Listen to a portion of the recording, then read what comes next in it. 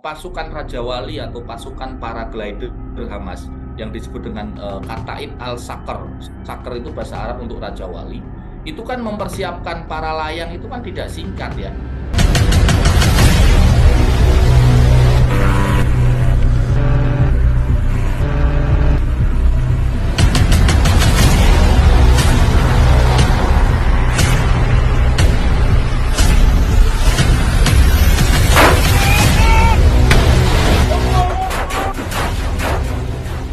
Tampak sekali ketakutan-ketakutan warga Israel ya.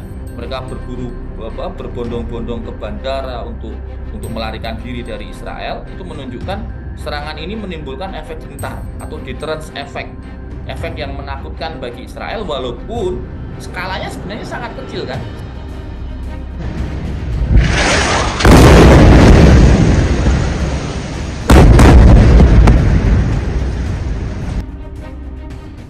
Selamat malam Tribuners, program Tribun News on Focus kembali menjumpai Anda malam hari ini bersama dengan saya, Nila Irda. Hari ini saya tersambung bersama dengan analis konflik dari Universitas Indonesia, ada Bang Ridwan Habib, yang mana hari ini kita akan membahas terkait konflik yang saat ini masih terjadi seusai serangan dilancarkan oleh Hamas kepada Israel. Kita sudah tersambung dengan Bang Ridwan. Selamat malam Bang Ridwan, apa kabar? Selamat malam Nila. Baik, Ya. baik. Baik, Abang terima kasih banyak untuk kesempatannya bisa berbincang bersama dengan saya dalam program Tribun News on Focus. Saya mau mengulik atau membahas lebih detail ini, Bang Ridwan, terkait Israel yang kemudian berhasil diserang oleh Hamas. Banyak pihak yang mengatakan ini seakan-akan intelijen dari Israel yang digadang-gadang begitu kuat, begitu punya kemampuan yang cukup canggih, kemudian bisa kecolongan. Apakah Abang juga punya pandangan yang sama? Ini intelijen dari Israel kecolongan atas serangan dari Hamas ini, Bang? Ya, tidak hanya kami ya, teman-teman dalam komunitas kajian strategik intelijen di Universitas Indonesia itu berkomunikasi dengan banyak pakar, terutama pakar intelijen di kawasan ya, baik Asia Tenggara, Asia, bahkan kita juga punya korespondensi dengan teman-teman di Amerika maupun di Eropa. Hampir semua Nila berkesimpulan bahwa terjadi yang disebut intelligence failure atau kegagalan intelijen yang disebabkan oleh serangan mendadak Hamas 7 Oktober kemarin itu. Jadi dalam terminologi intelijen itu ada beberapa jenis tipe kegagalan. Kegagalan yang pertama adalah kegagalan mengumpulkan informasi. Itu disebut dengan intelijen gagal tipe 1. Jadi gagal mendapatkan informasi awal itu sudah gagal, namanya gagal tipe 1. Tapi ada juga gagal tipe 2, yakni informasinya sudah dapat, tetapi analisanya salah. Nah, ini gagal tipe 2. Jadi informasi awal didapatkan, tetapi analisanya kemudian salah. Ini tipe 2. Yang tipe 3 adalah informasi didapatkan, analisanya benar, tetapi pengambil kebijakan atau pimpinan itu tidak menganggap informasi ini penting. Ini gagal tipe 3. Nah, gagal tipe 4 adalah informasi benar, analisa benar, pengambil kebijakan memakai informasi itu, tetapi upaya kontra tidak dilakukan. Jadi tidak ada upaya kontra intelijen terhadap informasi itu.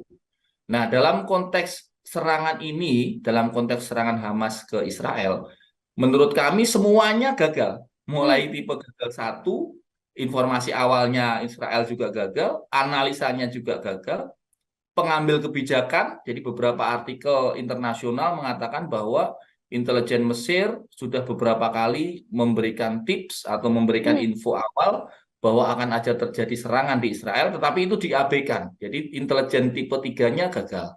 Dan juga tidak ada upaya kontra kan, sehingga semua tipe intelijen, semua tipe kegagalan intelijen terjadi dalam kasus Hamas melawan Israel yang Sabtu kemarin itu, Nila. Oke, ada 4 tipe kegagalan intelijen yang kemudian semuanya gagal dilakukan oleh intelijen Israel. Apakah ini kemudian menjadi bagian bahwa sebenarnya intelijen Israel terlalu meremehkan kemampuan dari Hamas kalau dari kacamata Bang Ridwan? Ya, teori konspirasinya mengatakan bahwa memang intelijen Israel membiarkan itu terjadi. Ini beberapa teori ya. Jadi saya sampaikan juga ada yang menganggap bahwa ini memang sengaja dibiarkan oleh intelijen Israel sebagai alasan bagi Israel, terutama bagi Perdana Menteri Netanyahu, untuk memulai sebuah perang besar Oke. terhadap jalur Gaza. Tapi itu konspiratif ya, konspiratif, dan mungkin di dalam negeri Israel sendiri juga jadi perdebatan. Banyak juga yang menyayangkan kalau itu memang benar-benar diambil oleh Mossad, bahwa memang Mossad tahu tapi dibiarkan, ini resikonya terlalu tinggi buat politik dalam negeri Israel. Nah, jadi dalam konteks ini semuanya terjadi nih lah, mulai Hmm. dari gagal 1 sampai gagal 4 itu terjadi dalam peristiwa itu. Hmm. Artinya lebih masuk akal memang dikatakan tadi Bang Ridwan ini adalah murni kegagalan intelijen ketimbang tadi konspirasi yang muncul adalah kesengajaan dari intelijen Israel, begitu Bang? Ya, dalam strategic intelligence tadi semua Hmm. kemungkinan kita kita hitung ya. Hmm. Semua kemungkinan kita hitung karena misalnya ya pasukan Raja Wali atau pasukan paraglider Hamas yang disebut dengan Kataib al-Sakr. Sakr itu bahasa Arab untuk Raja Wali. Itu kan mempersiapkan para layang itu kan tidak singkat ya. Iya. Mereka pasti pasti menyiapkan mesinnya dulu, kemudian mereka pasti trial dulu, mencoba mencoba terbang dulu di wilayah Gaza, dan tentu saja mestinya itu diketahui karena Israel itu punya banyak sekali mata-mata bahkan di dalam jalur Gaza yang Hmm. mereka sebut sebagai Muktak Barat itu atau penyusup itu. Jadi mereka sebenarnya punya mata-mata di jalur Gaza, tapi kenapa sebuah persiapan serangan yang tidak sederhana bisa kemudian tidak terhiraukan oleh intelijen Israel. Jadi memang masih menjadi perdebatan nih lah, apakah ini Hmm. memang dibiarkan atau memang benar-benar failure, benar-benar intelijen gagal. Hmm.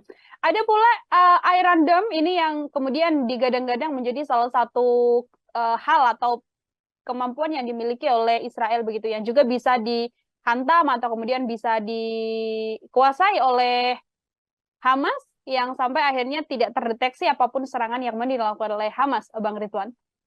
Ya, sebenarnya Iron Dome ini kan sebenarnya sebuah decoy atau pengalian konsentrasi. Hmm. Jadi setengah jam sebelum batalion para layang atau batalion Raja Wali Hamas itu terbang, mereka melakukan serangan sebanyak 5.000 roket.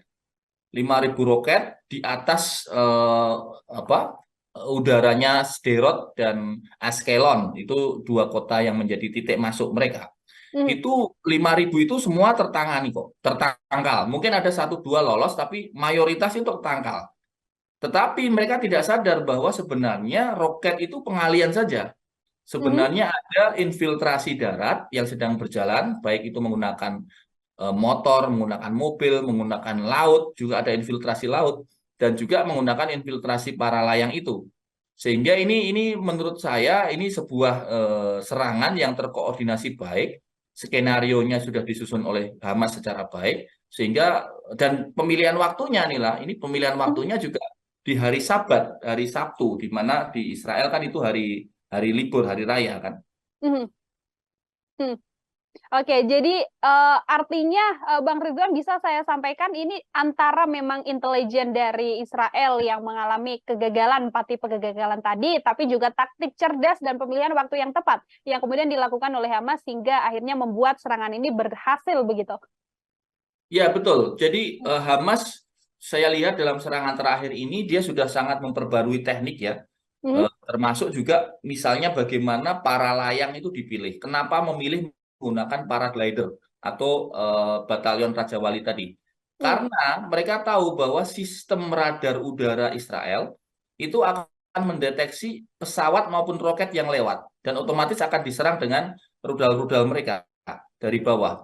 Artileri pertahanan udara akan otomatis menyala.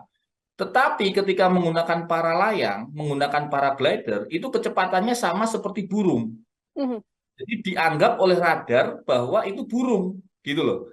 Bukan ancaman, sehingga paraglider ini bisa melayang dengan santainya tanpa kemudian ditembakin oleh rudal-rudal dari darat. Karena dianggap itu burung, di mesin, di radar mereka itu burung, karena Hmm. kecepatannya dan ketinggiannya setara dengan ketinggian burung. Nah, ini saya kira taktik yang luar biasa cerdas, dan sekali lagi ini kayaknya memang intelijen Israel memang benar-benar failure. Saya sendiri termasuk yang meyakini bahwa ini kegagalan intelijen, bukan Hmm. konspirasi. Oke, baik, ini bahwa ini adalah kegagalan intelijen, bukan sebuah konspirasi dari unsur kesengajaan dilakukan oleh Israel, begitu ya, Bang Ridwan ya. Abang, kita singgung terkait Hamas. Ini Hamas yang kemudian punya kemampuan atau keberanian cukup besar melakukan serangan pada Israel di tengah kondisi intelijen Israel dan kekuatan militer atau kemampuan berbagai hal lah dari Israel yang bisa dikatakan lebih unggul jika dibandingkan dengan Hamas begitu. Anda melihat Hamas sendiri yang berhasil melakukan serangan ini seperti apa sih, Bang? Ya, Hamas atau Harokah Mukawamah Al-Islamiyah itu adalah batalion militer, sayap militer dari Jamaah Ikhwanul Muslimin Palestina. Didirikan oleh Syekh Ahmad Yasin pada tahun 1987, dan pengkaderan mereka berjalan begitu lama, begitu panjang. 1987 berarti hampir 30 tahun lebih ya, 36 tahun ya. 36 tahun pengkaderannya berjalan, artinya yang mereka dulu anak-anak, yang mereka waktu Syekh Ahmad Yasin masih hidup, yang dulu mereka masih balita atau masih anak-anak, sekarang sudah dewasa. Sekarang mereka lah yang melakukan serangan ke Israel itu. Artinya pengkaderan Hamas berjalan terus. Walaupun bombardir dari Israel ke jalur Gaza ini kan sudah beberapa kali ya. Kita ingat di Idul Fitri tahun lalu juga, Idul Fitri 2 tahun yang lalu juga, bahkan beberapa kali serangan itu juga sporadis dilakukan oleh Israel ke jalur Gaza. Tapi ternyata itu tidak menyurutkan Hamas untuk terus memikirkan langkah-langkah kreatif mereka dalam melakukan serangan kepada Israel. Dan deterrence effect atau efek gentarnya ini luar biasa. Efek gentarnya ini membuat sebuah pasukan besar seperti Israel Defense Force sampai harus melakukan pemanggilan reserve atau pasukan cadangan. Jadi sampai harus memanggil orang-orang sipil yang sudah menjadi bahasa mereka komponen cadangan ya, itu untuk ikut wajib militer. Artinya kan ini skalanya kan skala menggetarkan sekali. Dan Betul. kalau kita lihat di berbagai macam video yang tersebar di media sosial, tampak sekali ketakutan-ketakutan warga Israel ya. Mereka berbondong-bondong ke bandara untuk melarikan diri dari Israel. Itu menunjukkan serangan ini menimbulkan efek gentar atau deterrence effect. Efek yang menakutkan bagi Israel walaupun skalanya sebenarnya sangat kecil kan. Skalanya dibandingkan misalnya bom-bom dari Israel kan sekali ngebom mereka bisa 1.000-2.000 orang meninggal. Tapi ini kan serangan kecil tapi menggetarkan dari pihak Israel. Dari Hamas sendiri ada beberapa pihak, Bang Ridwan, yang kemudian menyangutkan bahwa tidak mungkin Hamas kemudian bisa berdiri sendiri untuk kemudian melakukan serangan pada Israel. Kalau dari kacamata Bang Ridwan, apakah memang ada pondasi lain yang kemudian membuat Hamas ini begitu yakin untuk melakukan serangan, atau ini adalah bentuk dari kematangan Hamas yang memang sudah berkali-kali melakukan pembaruan dalam serangannya? Oh iya, memang Hamas kan organisasi yang beroperasi secara internasional ya. Mereka didukung tentu saja yang jelas-jelas sudah terlihat adalah didukung Iran ya. Ya. Didukung Iran karena Iran garis politiknya jelas anti-Israel, pendanaan, persenjataan, pelatihan, saya kira banyak dibantu oleh Iran. Dan juga beberapa negara-negara besar di Timur Tengah, termasuk beberapa negara besar seperti Qatar, itu juga memberikan tempat untuk para pimpinan Hamas beroperasi. Jadi sebenarnya kalau dari sisi geopolitik, Hamas ini posisinya juga sama kuat dengan PLO, dengan pimpinan di tepi barat. Jadi di jalur Gaza ini dipimpin Hamas, di tepi barat kan dipimpin oleh PLO, pimpinannya dari kelompok moderat. Tapi dua-duanya saya kira sekarang kompak ya menyikapi kejadian terakhir, dan ini menunjukkan bahwa memang tampaknya faksi-faksi di dalam tubuh Palestina itu sudah mulai menyatu. Kalau dulu kan sangat kental fraksi-fraksinya, faksi-faksinya. Tapi sekarang tampaknya mereka mulai bersatu, termasuk juga elemen-elemen jihad yang kecil-kecil ya. Ada namanya Front Jihad Islam yang ada di Palestina. Itu bukan Hamas, tapi mereka kayaknya juga sudah bergabung dengan Hamas. Oke, baik. Bang Ridwan, ini serangan besar-besaran setelah serangan pertama kali dilakukan oleh Hamas pada Israel. Israel membalas dengan serangan bertubi-tubi yang sampai saat ini juga masih terus dilancarkan pada wilayah Gaza begitu, dan juga kepada Hamas tersendiri. Jika Anda melihat ini serangan balik yang kemudian dilakukan oleh Israel, apakah ini akan memicu konflik yang kemudian akan semakin besar dan berkepanjangan, Bang? Kami memprediksi ini tidak akan cepat cepat selesai inilah. Jadi mungkin ini akan berlarut-larut, bahkan skalanya bisa setara dengan perang Ukraina-Rusia. Kenapa? Karena ada intervensi negara lain di luar Israel dan Palestina. Misalnya kita lihat sikap Amerika Serikat yang jelas-jelas pro-Israel, dan dia Amerika Serikat bahkan mengirimkan kapal perangnya, kapal induknya ke Laut Mediterania, yang itu juga memicu reaksi juga dari Iran, dari Lebanon, dan juga Rusia juga terpicu oleh itu. Artinya kalau kemudian konflik ini melebar, maka skalanya bisa membesar. Tidak sekedar Palestina versus Israel, tapi juga kutub geopolitiknya akan terlibat di situ. Misalnya nanti bagaimana sikapnya Arab Saudi, bagaimana nanti sikapnya misalnya Cina, bagaimana sikapnya Rusia terhadap intervensi yang dilakukan oleh negara lain seperti Amerika Serikat. Jadi ini tidak sederhana. Saya kira ini tidak akan cepat selesai. Dengan sandera yang sekarang dipegang Hamas sekitar 100 sampai 200 orang, itu tidak mudah untuk kemudian Israel melakukan upaya pembebasannya. Dan kalau sandera-sandera ini tidak dibebaskan, maka politik dalam negeri Israel akan goyang. Perdana Menterinya akan digoyang secara politik dan dia bisa jatuh. Kalau Netanyahu jatuh, partai Likud jatuh, maka partai oposisi yang lebih moderat menghadapi Palestina mungkin bisa mengambil kendali. Itu baru kemudian perangnya mungkin akan selesai. Tapi sepanjang masih Netanyahu, ya saya kira akan lama, akan berlarut-larut. Bisa berpotensi berlarut-larut dan juga berkepanjangan begitu. Potensi atau ancaman paling besar yang berkemungkinan akan terjadi dari pandangan Bang Ridwan akan seperti apa? Karena Amerika sudah bergabung, sudah pasti. Rusia juga sudah menyatakan sikap dan memberikan dukungan pada Hamas. Korea Utara juga sudah menyatakan sikap memberikan dukungan pada Hamas, meskipun belum yang sampai memberikan persenjataan atau pasokan amunisi dan sebagainya, Bang Ridwan. Ya, tata geopolitik kita memang sekarang fragmented sekali ya, nilai ya. Misalnya dalam konteks perang Ukraina-Rusia kan juga sudah terbelah. Nah, apalagi sekarang kasus ini. Ini dampak terbesarnya saya kira justru pada ekonomi dalam negeri Israel. Mereka pasti akan sangat-sangat terdampak karena kebutuhan perang ini tidak murah gitu ya. Belum lagi ketidakpercayaan publik dalam negeri Israel terhadap pemerintahnya sendiri.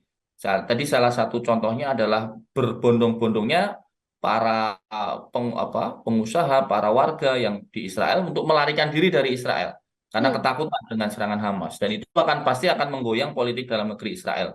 Dan di sisi lain kita tahu bahwa daya tahan atau endurance dari Hamas di jalur Gaza itu kan sudah teruji puluhan tahun kan. Jadi mereka sudah eksis sejak 1987. Jadi sudah 36 tahun. 36 tahun mereka eksis, sehingga dengan gempuran-gempuran bom yang sangat masif tiap hari ini, saya tidak yakin akan menyurutkan semangat perlawanan dari Gaza. Sebaliknya itu justru akan semakin menimbulkan militansi ya, militansi dari pemuda-pemuda di Palestina.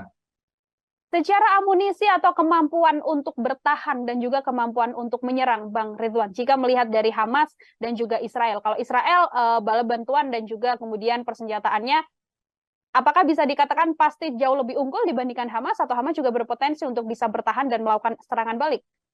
Di atas kertas jauh lebih unggul. Jauh lebih unggul Israel, jelas. Karena dari sisi persenjataan, dari sisi pesawat, dari sisi bom, dari sisi apapun lah, you name it lah, dari semua persenjataan itu pasti Israel lebih unggul.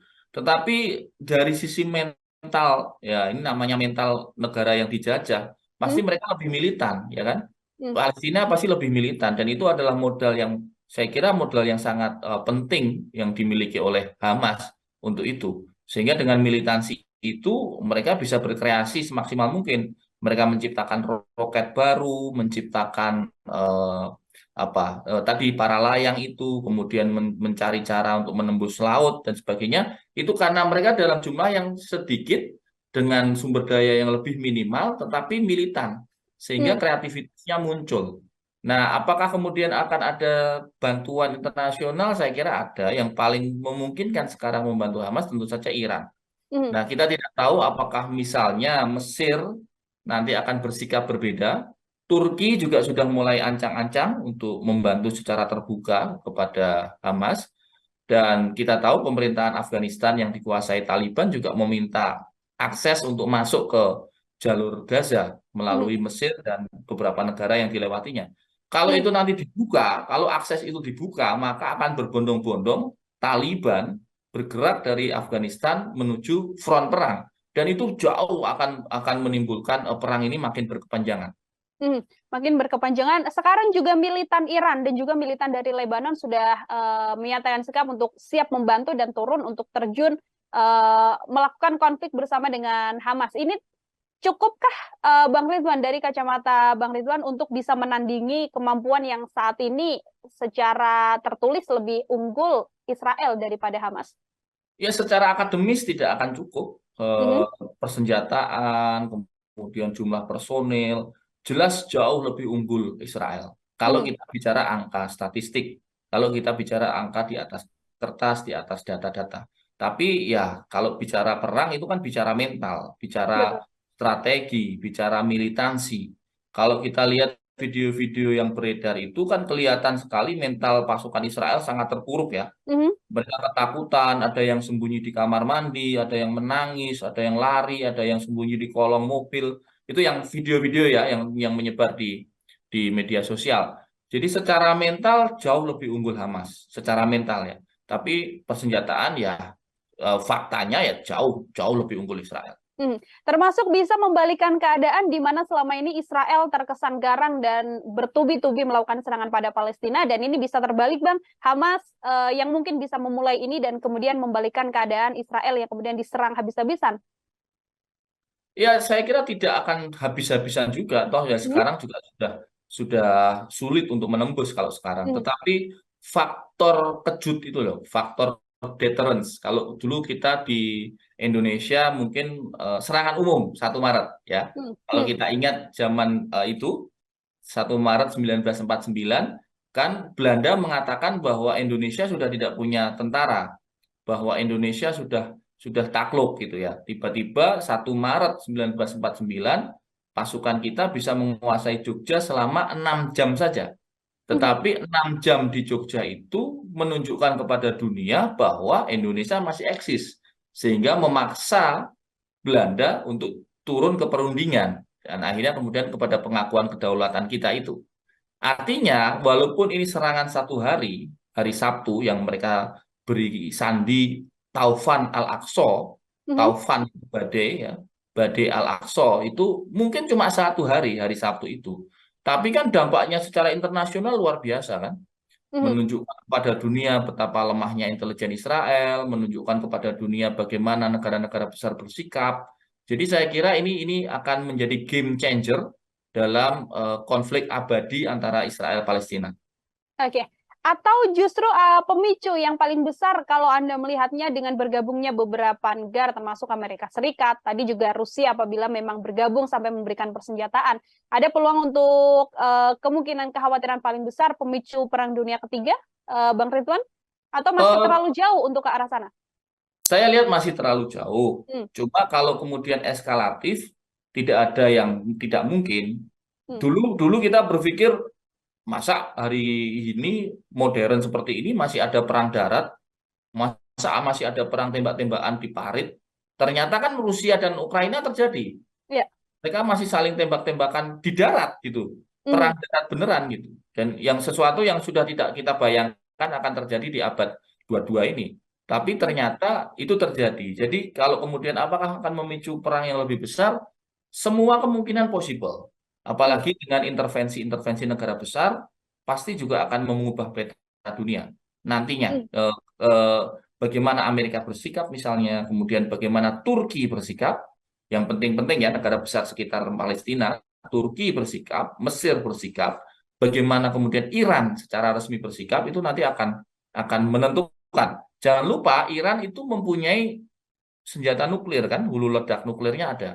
Ya. Jadi kalau kemudian Iran mengancam akan membantu Palestina dengan mengirimkan hulu ledak nuklirnya ke Israel, Amerika pasti bersikap. Dan kalau itu Hmm. terjadi ya kita bersiap dengan skala besar Perang Dunia III. Baik, meskipun masih terlalu jauh untuk saat ini disimpulkan akan menuju ke sana, tapi berkemungkinan begitu ya, Bang Ridwan ya, berkemungkinan kemudian bisa terjadi. Jika kita berbicara terkait konfliknya, banyak pihak yang kemudian bersikap terkait netralitas, lalu mendesak untuk kemudian adanya perdamaian, begitu ya, Bang. Termasuk Indonesia juga sudah menyatakan sikap untuk dalam kondisi netral, mendesak agar diakhiri perang. Indonesia sendiri apakah bisa kemudian berpengaruh dalam penyelesaian konflik ini jika tidak kemudian bisa turun langsung ke medan perang secara diplomatis? Kalau dari kacamata Bang Ridwan seperti apa? Saya kira pernyataan Bapak Presiden Joko Widodo sudah sangat tepat ya, meminta semua pihak menahan diri, tidak terjadi eskalasi, menurunkan tensi eskalasi, dan saling menghormati kemanusiaan. Jadi ini kan yang rugi adalah kemanusiaan itu sendiri, humanity itu sendiri. Jadi sikap Indonesia sudah benar, termasuk juga sikap Ibu Menteri Luar Negeri yang akan berkomunikasi dengan negara-negara besar untuk menyikapi situasi terkini. Indonesia tentu saja Nila, kita adalah negara yang sangat sangat strategis. Kita punya sumber daya manusia yang sangat banyak, kita punya sumber daya energi yang sangat besar. Pasti juga didengar suara kita di fora pergaulan diplomasi internasional. Jadi tentu saja sikap Indonesia ditunggu dan saat ini sudah tepat. Saya sangat sangat mendukung sikap Bapak Presiden yang netral dan menurunkan tensi eskalasi supaya kemudian Indonesia juga menjadi satu negara yang signifikan menciptakan perdamaian dunia karena itu adalah amanat dari pembukaan Undang-Undang Dasar kita. Oke, untuk kemudian bisa menyelesaikan konflik ini dengan desakan agar bisa segera selesai begitu ya. Indonesia juga dikatakan dengan bantuan PBB dan negara-negara ASEAN berpotensi bisa kemudian menjadi juru netral untuk mendamaikan kedua konflik besar ini. Kalau dari kacamata Bang Ridwan seperti apa? Ya, sangat sangat sangat strategis. Ibu Menlu mempunyai komunikasi yang sangat baik dengan dua pihak. Dengan Palestina, beliau juga sangat sangat baik. Back channel, komunikasi back channel dengan Israel juga ada. Kemudian dengan Iran, dengan negara Saudi, dengan negara-negara besar, Ibu Menlu juga sangat-sangat didengar. Jadi saya kira kita juga berharap Kementerian Luar Negeri Indonesia menjadi bagian penting untuk meredakan tensi ketegangan di Timur Tengah dan menjadi negara yang strategis untuk menciptakan perdamaian dunia. Baik, terakhir dari saya, Bang Ridwan, ini kalau kita melihat sikap tegas sudah dikeluarkan oleh Turki dan juga Iran dalam konflik ini, ada sejumlah negara-negara Islam di wilayah Timur Tengah yang sampai saat ini memang masih belum bersikap begitu. Kalau dari kacamata Anda untuk penyelesaian konflik atau untuk meredam konflik ini, atau mungkin justru berpihak pada Hamas, atau mungkin penyataan sikap pada Israel, hal apa yang berkemungkinan bisa dilakukan oleh negara-negara tersebut? Saya melihat mereka masih menghitung-hitung ya nilai ya, karena situasinya kan dinamis ya. Mereka kan juga punya hubungan dagang dengan Israel, mereka punya hubungan ekonomi dengan Israel, tentu saja mereka juga menghitung. Di sisi lain, rakyatnya kan juga banyak yang sudah turun jalan untuk membela Palestina. Jadi saya memahami negara-negara di Timur Tengah tidak semuanya langsung serta-merta menyampaikan sikap, karena mereka masih menghitung dari sisi ekonomi, hubungan mereka dengan Israel, dari sisi politik dalam negeri, bagaimana sikap rakyatnya terhadap pemerintahnya itu. Jadi saya kira kita tunggu saja nih lah dalam mungkin 1 minggu ke depan bagaimana sikap-sikap negara lain itu. Termasuk juga perbedaan antara sikap kemudian negara Muslim dan juga negara-negara Eropa dalam konflik ini, Bang Ridwan? Oh ya, tentu saja, tentu saja.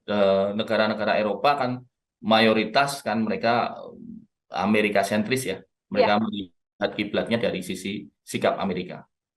Baik, terima kasih banyak Bang Ridwan, luar biasa penjelasannya untuk konflik berkepanjangan dan berkemungkinan bisa berpotensi lebih luas lagi meskipun baru berjalan beberapa hari saat ini. Terima kasih sekali lagi Bang Ridwan, semoga ke depan kita bisa berbincang lagi dalam obrolan-obrolan lainnya. Terima kasih. Ya, Tribuners, demikian Tribun News on Focus malam hari ini. Nantikan program Tribun News on Focus selanjutnya. Sanila Irda pamit undur diri. Terima kasih dan sampai jumpa.